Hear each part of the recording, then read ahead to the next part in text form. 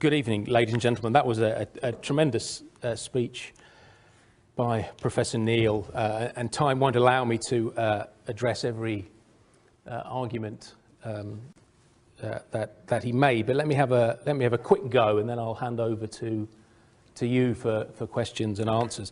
I don't intend refighting the 2000 campaign, nor so much the Iraq War, though I'll mention that, and I won't dwell on Gore as the green hero. Perhaps that will come out in the Q&A. Let me start by reminding you of a Romanian proverb that a change of leaders is the joy of fools. My argument is not so much that Bush was a better president than Gore would have been. It seems to me that's to continue the partisan analysis that we've heard some of this evening. It's to suggest that Bush was entirely predictable and typical. Indeed, he did many of the things that Al Gore would have done. The notion that by changing the singular actor within the American system, suddenly you get a fundamental shift in the structure of the American government and its foreign policy, I think is cloud cuckoo land. Florida 2000. It always struck me that it wasn't Florida and the loss of Florida that accounted for Gore's defeat, but the failure to win his home state of Tennessee.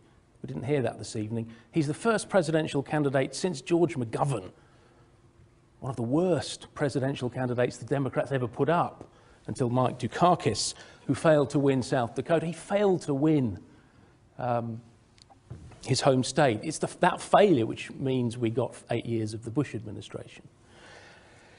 I'd rather like the fact that the man that does win is the man that has the nous, the political ingenuity to take that election. I want the president to be able to do that, and Gore failed that singular test. Perhaps an argument we can entertain later on. But substantively, when we deal with foreign policy, let me suggest three arguments, and then I'll close. The first one, and it's not a history that we've been reminded of much in Professor Neel's comments. Most big wars in American history have been big D democratic wars, not Republican. This notion that the Republicans are the nasty, evil, militaristic party is a very recent vintage. World War I, World War II, Korea, Vietnam, the Balkans. These were all wars which America either started, or Democrats either started or joined. In fact, the exception in American history is Republican-led war. In some ways, we were saved by having George Bush elected in 2000 on this humble foreign policy ticket because he only invaded 2 countries. Imagine an Al Gore who has this abundant faith in the power of government to improve the lives of all of us. Imagine him in charge of the wherewithal of the American machine, and you get a sense of the opposite of what we got from George Bush. So I think that's worth remembering, that when you're looking for belligerence in a partisan sense, you're looking at the Democrats, not at the Republicans. Second point, Roy's a fabulous fellow, and his speech, I'm sure, will carry the day. And he has a first-hand experience which I will never be able to match. He's also just a super fella. But he's entirely elided the history of Al Gore on the Iraq issue through the 1990s. There is no single greater hawk on Iraq than Al Gore through the 1990s. Whenever the option to attack that regime presents itself, Al Gore is the first one that presents the case for that action. It becomes very convenient for him as the green hero in his post-presidential career to reconstruct this notion that he was looking for a peaceful UN-sanctioned solution. Nothing in his 1990s diplomacy, when he had actual political power, suggests he would have done that. Who did he choose as his running mate in 2000? Remarkable for being the first Jewish American on a presidential ticket, but also the man who's more hawkish than most Republicans when it comes to Iraq, and subsequently on the later war on terror, Joe Lieberman, the man that would have shared power with the green hero Al Gore, the man that never saw a war he didn't like and didn't think America could win. My third point, and then I'll close, and that's to do with 9/11 and the impact of that attack on the conception of national security by the United States government.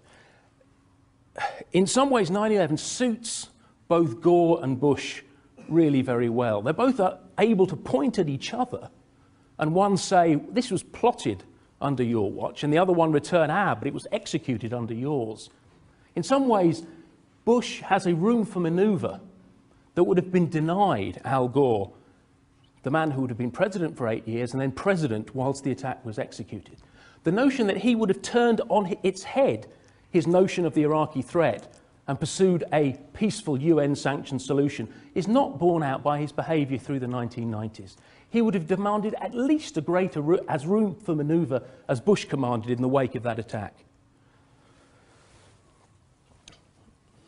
He would have experienced the same drop in tolerance for the uncertainty that Saddam had sown about his WMD programme, a programme which Al Gore had recurrently indicted and suggested was much, much stronger than it turned out to be. He would have looked at the same intelligence. He would have had the same security briefings, the same bureaucracy. Much is made of this notion that Dick Cheney is the evil master behind it all, as if this one ailing man with a heart condition could transform America's approach to the world. It doesn't bear close scrutiny, I don't think. So my three arguments. Democrats are the belligerents when in office. Gore was an Iraq hawk, not a dove. He picked Joe Lieberman, somebody even more hawkish than himself, and that 9/11 created a situation which would have made the invasion of Iraq seem the logical option, given the way Gore had painted the threat posed by the nexus of terrorism and technology through the 1990s.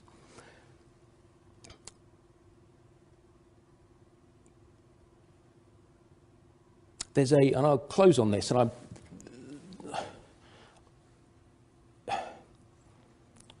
often concerned this is construed in bad taste, and this is not my intention.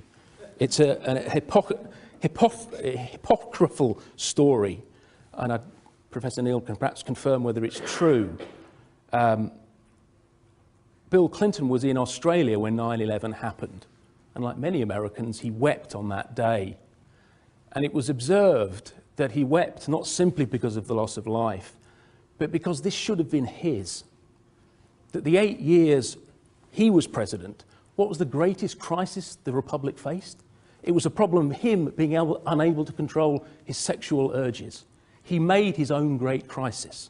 The crisis, when it came, was delivered, according to Professor Neel's caricature, to the hillbilly cowboy who was singularly incapable of delivering an appropriate American response. In some ways, all presidents are victims not of their own personality, although that I think accounts for a good deal of their success and failure, but to the structural environment they inhabit. And that, let me suggest to you, was the same for George Bush as it would have been for President Al Gore. Thank you.